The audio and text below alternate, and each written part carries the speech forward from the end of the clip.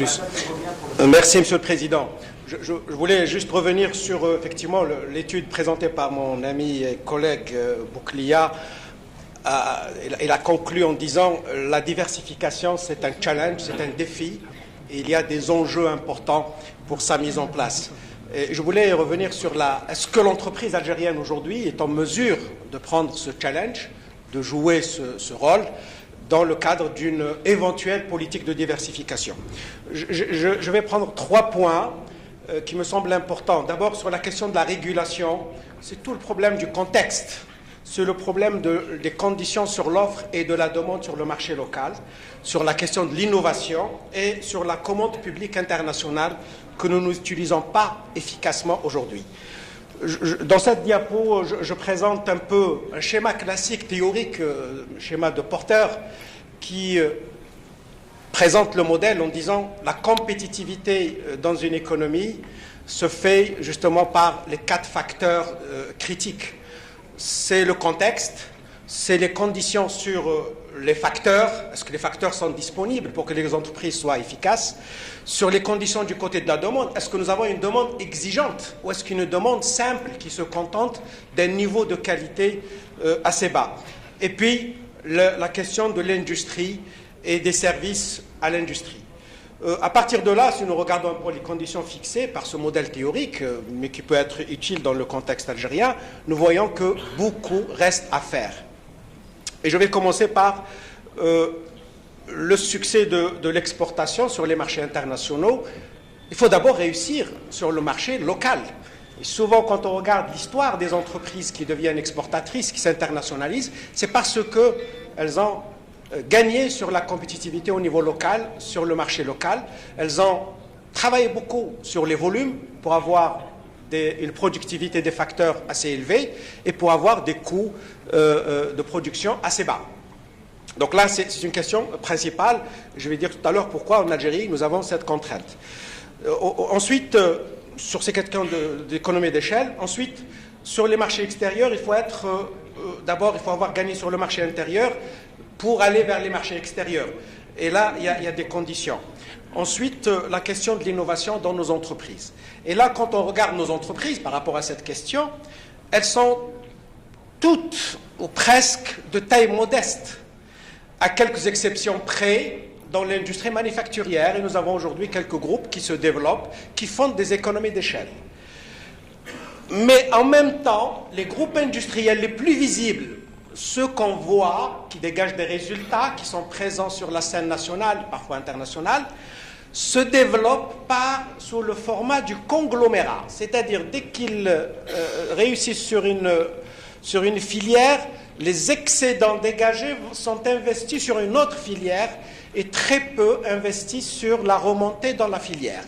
Et donc là, c'est un problème sérieux. Nous avons des modèles congloméraux qui ne sont pas suffisamment intégrés pour faire de la compétitivité sur l'international. Vous allez me dire, le modèle coréen s'est développé sur le mode congloméral, mais les conditions ne sont pas tout à fait les mêmes. Donc les volumes ne sont pas significatifs aujourd'hui dans nos entreprises. Je parle particulièrement des entreprises privées. Le marché n'est pas assez concurrentiel aujourd'hui, parce que là, c'est une condition aussi. Plus le marché est concurrentiel, plus la rivalité entre les entreprises est grande, et plus elle pousse vers la rationalisation sur les coûts et vers l'innovation.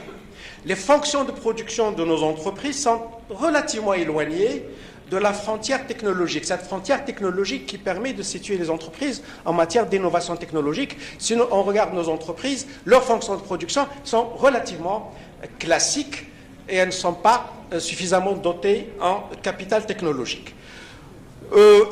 Maintenant, sur le plan international, sur le plan de l'exportation, nous relevons des barrières commerciales tarifaires ou non mises en place par les pays du Nord, qui sont nos marchés plus ou moins de proximité, un cadre institutionnel local inadéquat en matière d'exportation, je précise, une faiblesse des infrastructures, et tout à l'heure mon collègue Bouklia parlait de l'infrastructure commerciale à l'export, qui est relativement inexistante, un capital humain, contrairement au discours ambiant qui dit que l'Algérie est dotée de capital humain de qualité, ce n'est pas toujours vrai, ce n'est pas toujours disponible. Il est en quantité, mais pas peut-être en qualité.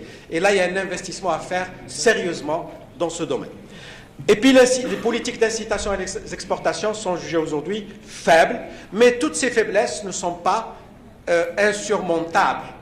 Je vais tout à l'heure formuler quelques observations, mais avant d'aller à ces recommandations, vous savez, il y a une technique, ce qu'on appelle la technique de l'offset, qui a existé depuis un siècle.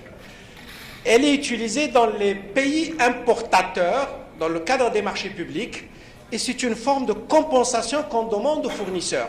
L'Algérie n'utilise pas cette technique de l'offset, c'est-à-dire on achète l'équipement, on achète des infrastructures, on achète des marchandises, mais on n'a pas négocié cette technique de l'offset qui consiste à dire « je veux bien acheter chez vous des équipements dans des secteurs technologiquement assez élevés, c'est l'énergie, c'est les transports, c'est la défense, c'est les télécoms, mais on ne demande pas, en contrepartie, en compensation, une localisation de cette industrie, un transfert de technologie. Si vous lisez l'histoire de la Chine a utilisé pleinement pendant 20 ans ou 30 ans la technique de l'offset, que malheureusement nous n'utilisons pas. Nous nous contentons parfois de quelques mesures d'accompagnement, comme on les appelle, mais qui ne sont pas significatives. Donc là, je pense que c'est une recommandation que, puisque l'Algérie est un grand portateur dans le cadre des marchés publics, je vise ce type d'importation, donc la commande publique